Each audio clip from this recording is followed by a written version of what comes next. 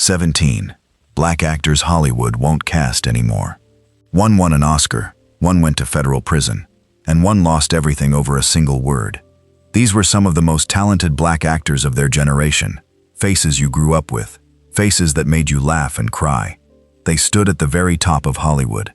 And then, one by one, the calls simply stopped. One slapped a comedian before a billion viewers.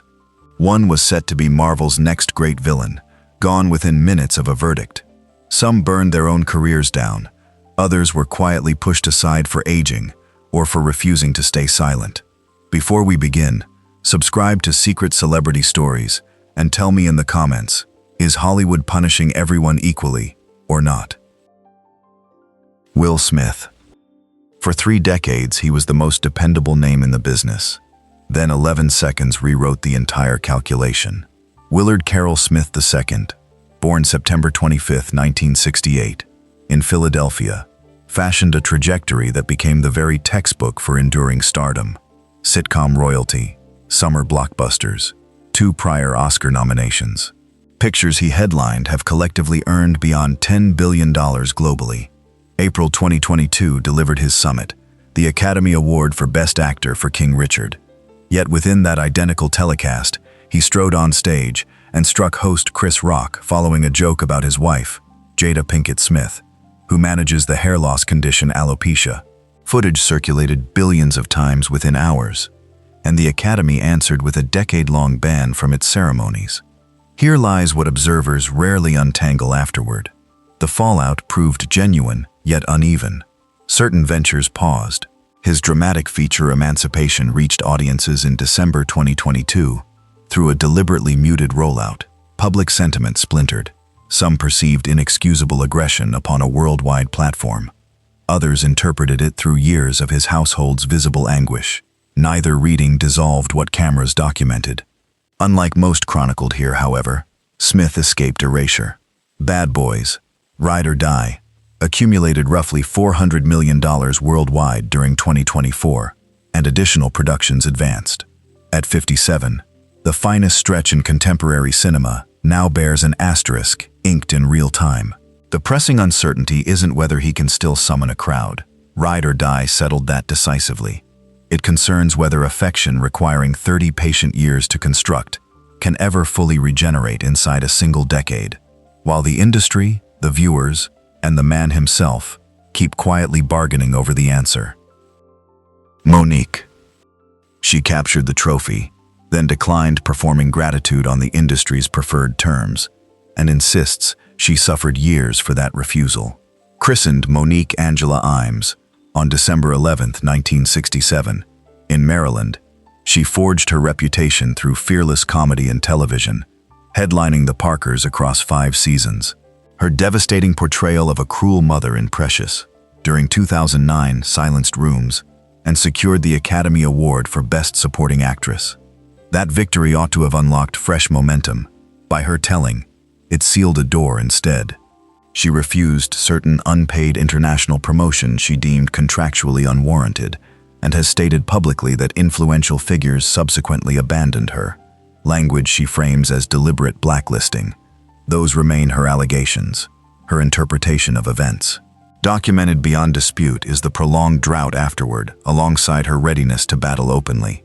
During 2019, she sued the streaming giant Netflix, contending she'd been tendered drastically less for a special than white and male counterparts, attributing the gap to bias. The matter resolved privately, terms undisclosed. Then arrived the development scarcely anyone predicted. Following 13 estranged years, Monique and director Lee Daniels publicly mended their rupture, both affirming intentions to collaborate again.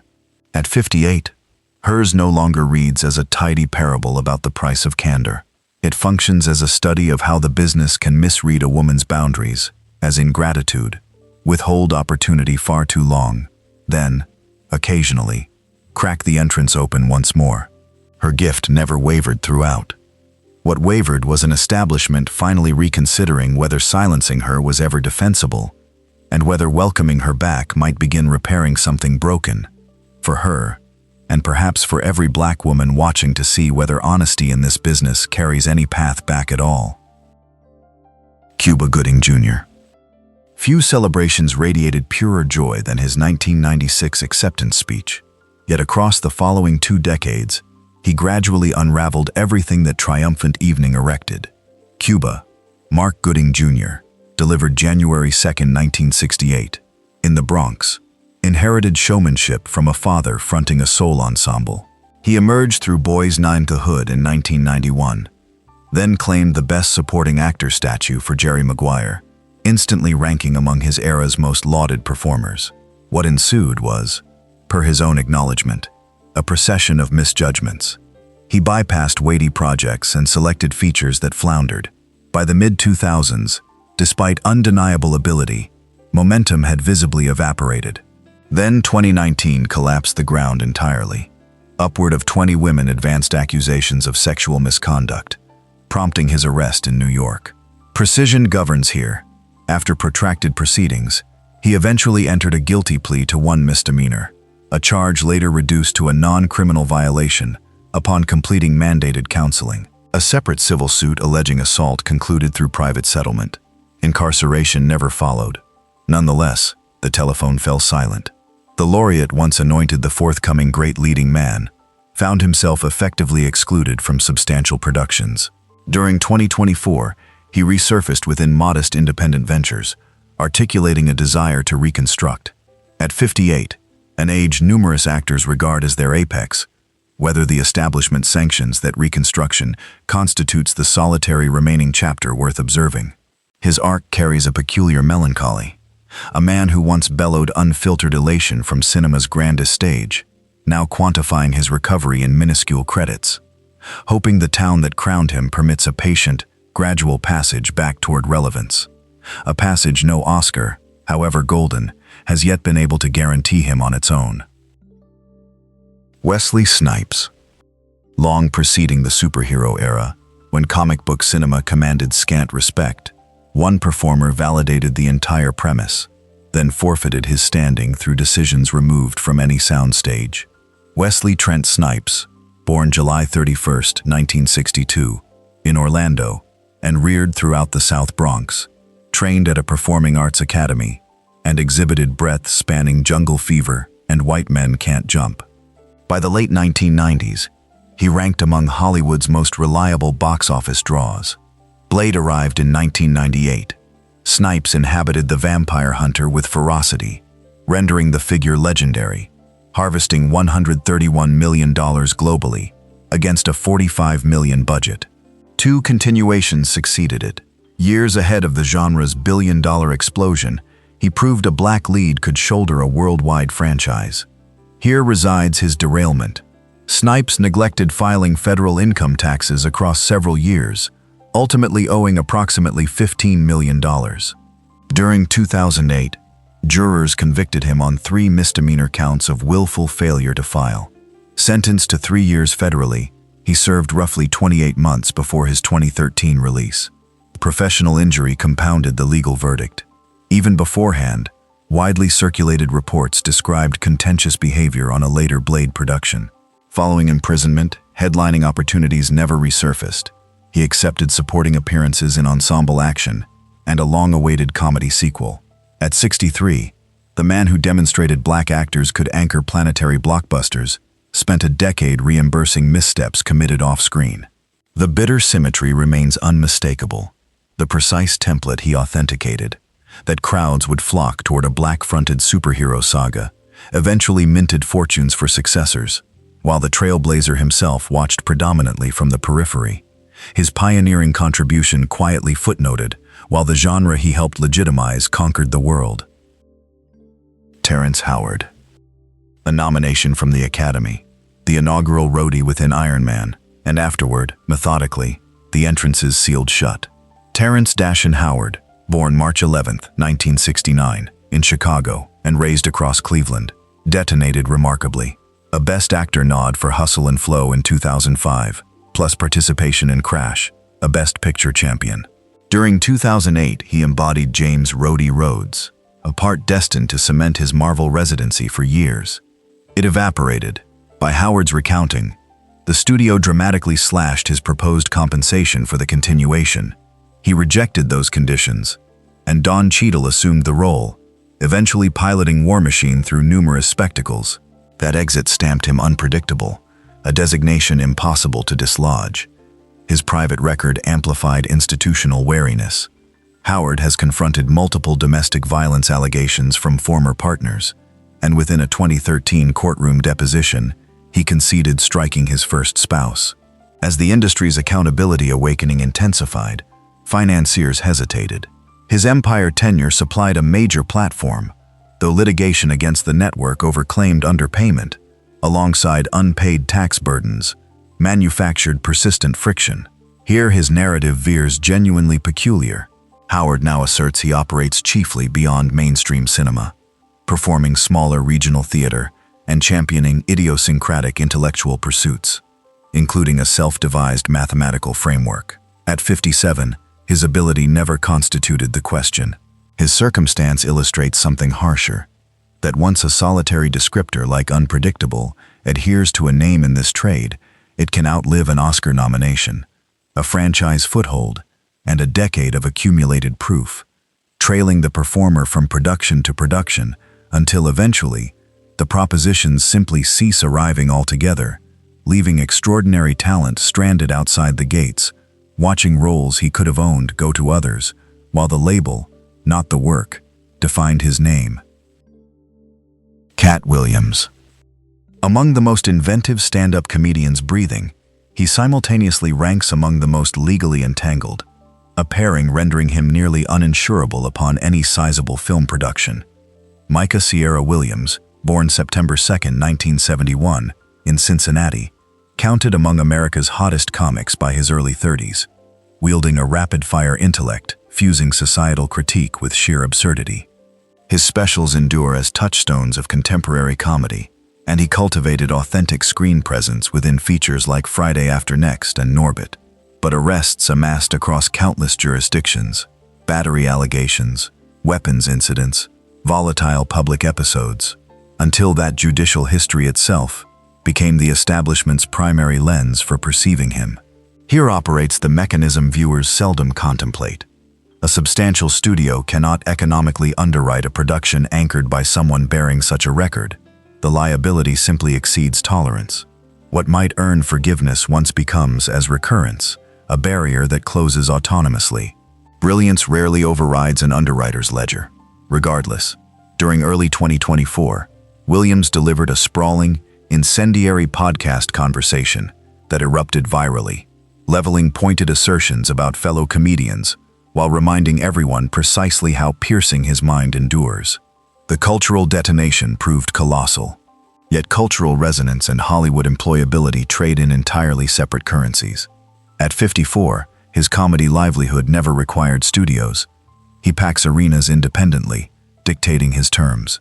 His cinematic prospects, conversely, sit benched behind a legal chronicle no quantity of genius wholly cleanses.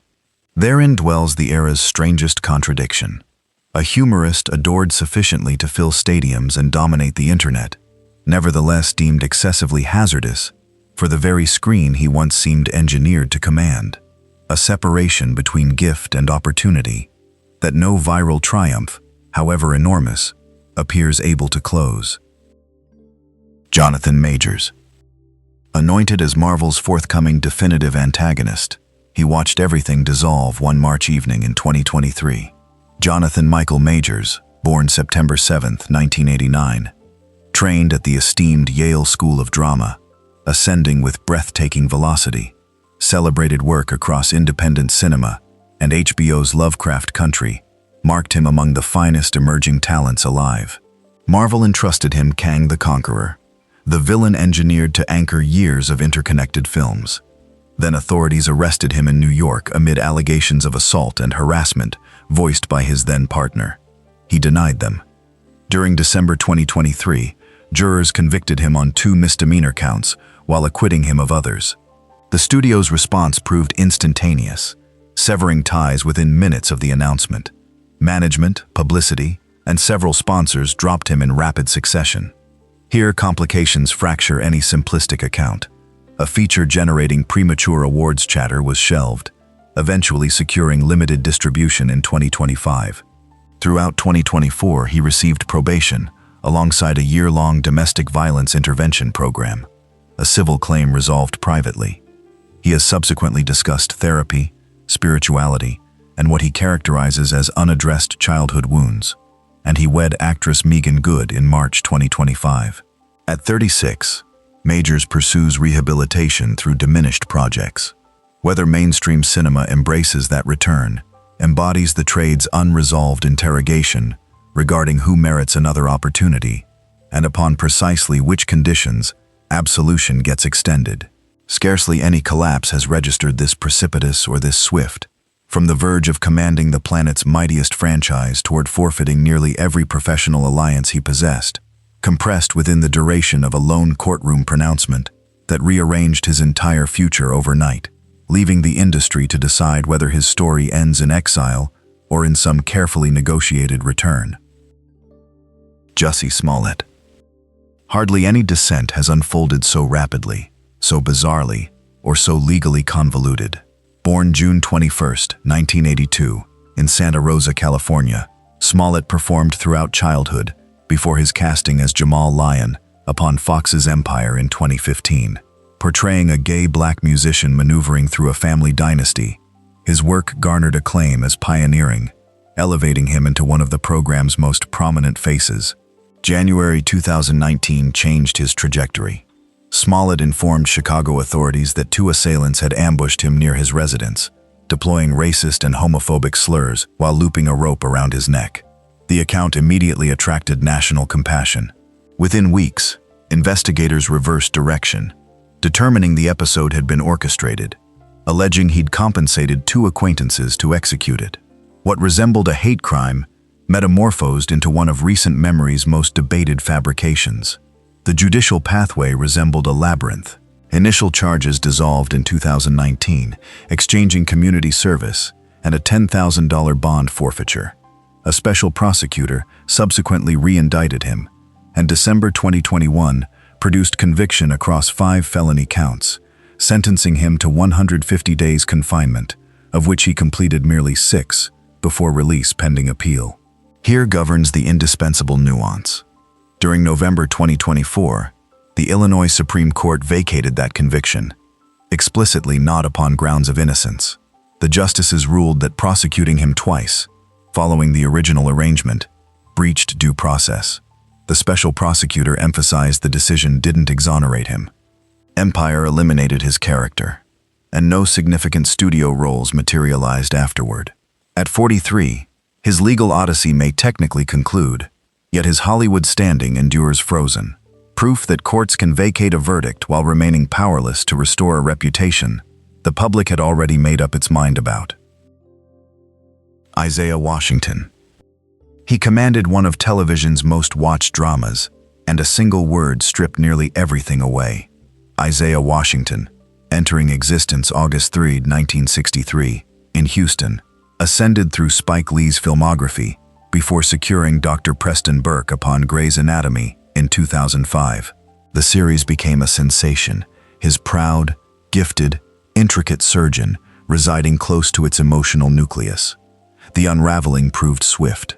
During 2006, an on-set confrontation with a colleague soured, and Washington directed a homophobic slur toward a castmate who hadn't yet publicly disclosed his sexuality. That instant might have survived, but he reiterated the identical slur backstage at the 2007 Golden Globes while attempting to refute ever uttering it, and that resealed his fate. Here resides what bulletins seldom conveyed: the magnitude of the plunge.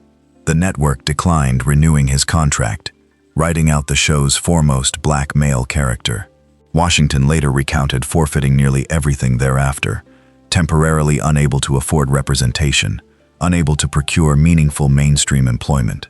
He revisited Grey's for a solitary guest installment in 2014 and headlined the science fiction series The 100 for several seasons, albeit at a fraction of former prominence.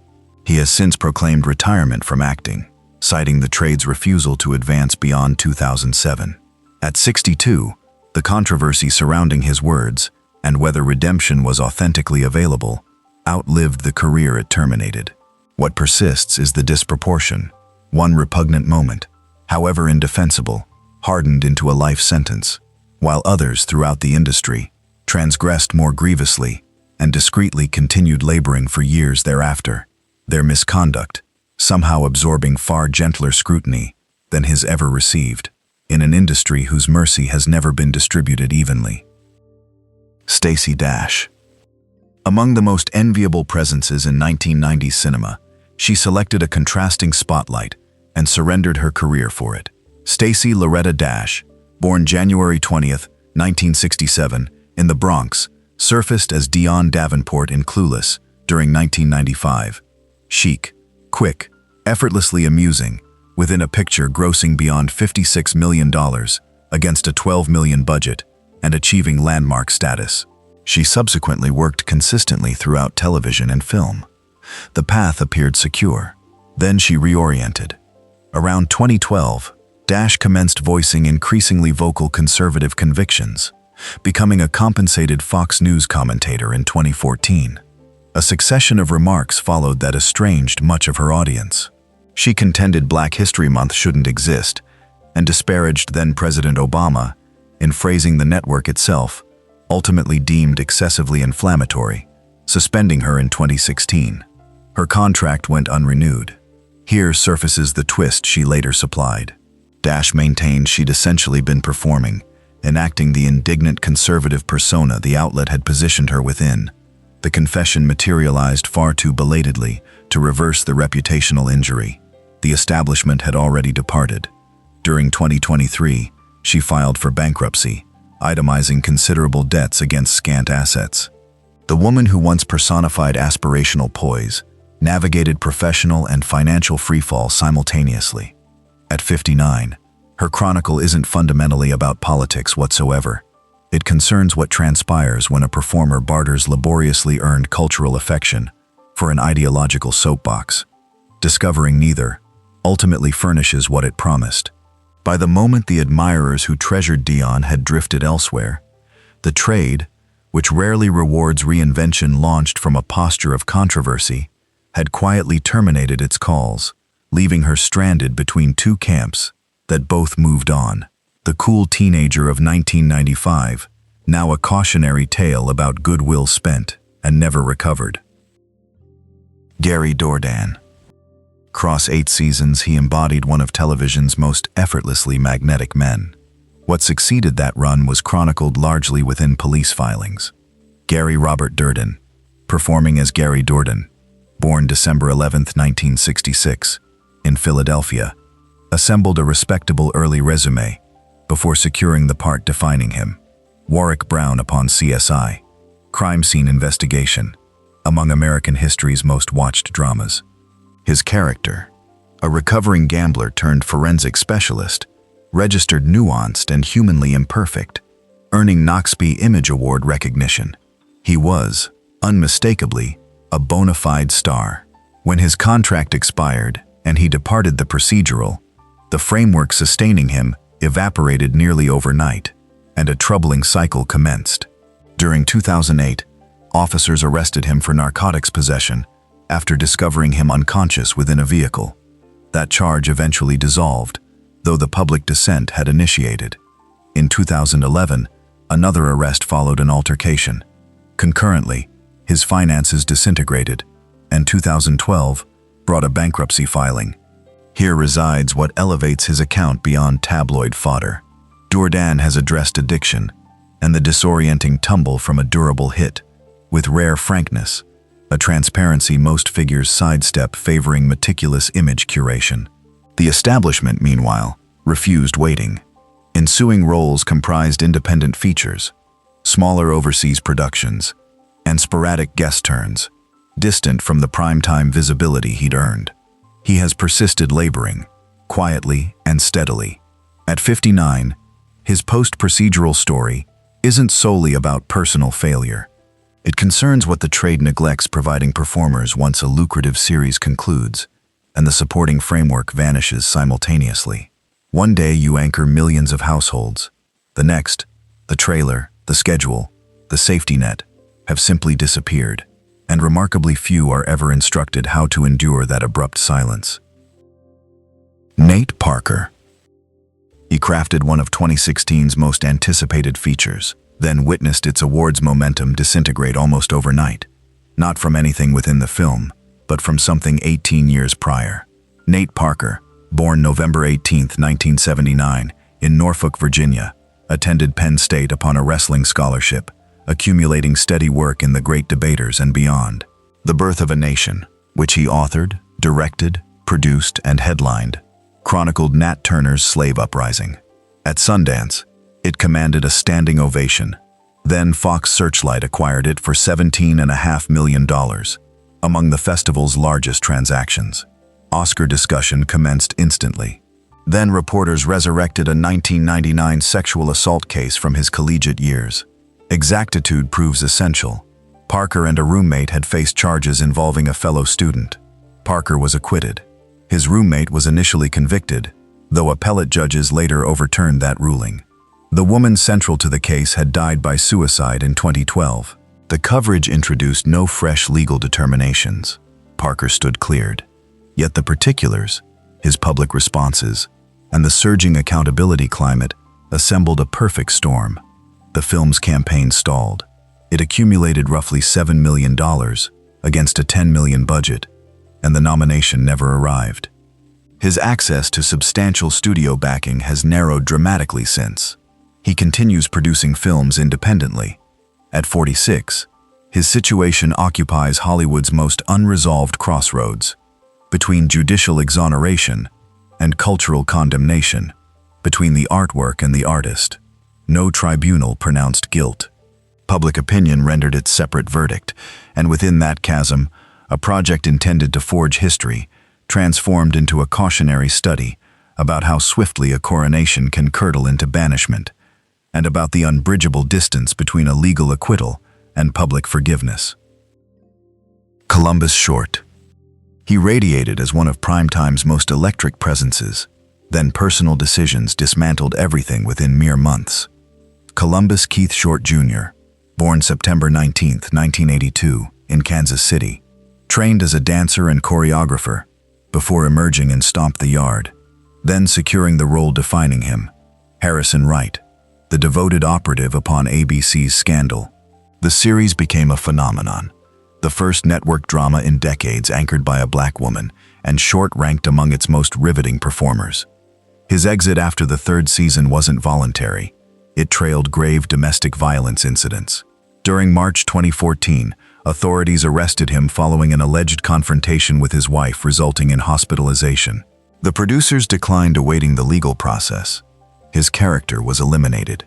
Here resides the cycle, rendering recovery brutal. The turmoil persisted. Additional arrests accumulated, and 2015 produced a guilty plea to felony assault, stemming from a separate tavern brawl that left a man injured. A judge characterized him as someone who'd failed accepting responsibility. Short has since publicly examined the collision of sudden fame, money, and personal instability, a convergence he says he wasn't equipped managing, expressing remorse and describing intensive work upon his conduct. Post-Scandal, he has appeared within smaller and independent productions, but the leading network parts never resurfaced. At 43, his account stands among his generation's most precipitous professional implosions. He possessed everything the trade professes desiring: charisma, training, a star-forging platform, and watched it vaporize, not because the establishment doubted his gift, but because the surrounding chaos rendered that gift impossible to wager upon confidently. A reminder that opportunity and self-destruction can occupy the same life at once. Darius McCrary. For 9 seasons, he portrayed the cool elder sibling every youngster coveted. Beyond the Family Matters set, his journey has proven considerably harder to witness. Darius Cregan McCrary, born May 1, 1976 in California, debuted cinematically at 11, before landing the eldest Winslow offspring upon Family Matters, which aired 1989 through 1998, and became, then, among the lengthiest-running live-action sitcoms, featuring a majority black ensemble in broadcasting history. When the program concluded, McCrary persisted working, voicing a character in the inaugural Transformers feature, joining the daytime serial The Young and the Restless, and surfacing within independent films and theatrical productions. The labor remained steady, if unremarkable, but the typecasting registered authentically. Casting directors perpetually glimpsed the Winslow sun, regardless of elapsed years. The graver impediment, though, turned personal and judicial. Commencing 2015, McCrary encountered a sequence of arrests and proceedings concerning child support, attracting substantially more coverage than his performances. During 2023, authorities arrested him on felony charges regarding over $52,000 in unpaid support. In late 2025, after detention upon an outstanding warrant, he entered a no-contest plea to several felony counts. Throughout, he has remained publicly visible, championed fatherhood as paramount, continued creating within independent productions, and established a non-profit organization. At 49, his Winslow legacy stays secure. The road thereafter has constituted a study in how rapidly judicial difficulty can eclipse decades of creative labor. For a generation, he embodied the warm, easygoing elder brother upon one of television's most cherished families, and that tender recollection now sits uneasily beside headlines he persists striving to outrun, his decades of work overshadowed by a courtroom record he never anticipated. Janet Hubert. She originated Aunt Viv, then committed an act Hollywood rarely pardons. She narrated her own truth about what befell her. Janet Louise Hubert, born January 13, 1956, in Chicago, trained rigorously and danced with the Alvin Ailey American Dance Theater before her casting as Vivian Banks, the refined, educated matriarch of the Fresh Prince of Bel-Air, rendered her among the most visible black actresses on 1990s American television. She departed after the third season. The production's official rationale held that she'd grown insufferable. Her account, sustained across decades, diverges entirely. That she was pregnant, that she contested creative determinations, that she earned the difficult brand for upholding professional standards, and that Will Smith, as a producer, wielded considerable influence over her replacement. Those constitute her stated recollections. Here resides the toll the syndication payments never displayed. Hubert relinquished an immense platform overnight, and largely couldn't replace it. She has discussed bluntly the financial and psychological devastation, depression, authentic hardship, while observing the series broadcast endlessly without her.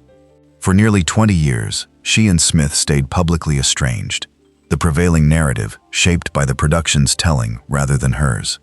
Then, during 2020, a reunion special aired. Hubert appeared. She and Smith confronted their history on camera, both conceding pain and fault, within a reconciliation, imperfect and complicated, as genuine ones typically prove. At 70, her chronicle concerns informal blacklisting, concerns how difficult attaches to black women who resist, and concerns enduring 2 decades of someone else authoring your life before you finally reclaim the pen and tell it yourself, vindicated only after the cost was already paid in full, across nearly half a lifetime spent watching a beloved show prosper without her. Marcus T. Polk.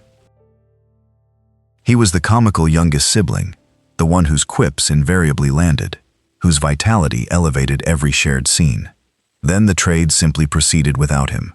Marcus Tyrone Polk, born in 1986, entered Hollywood as a child via commercials and minor television parts, before securing the role defining his early career.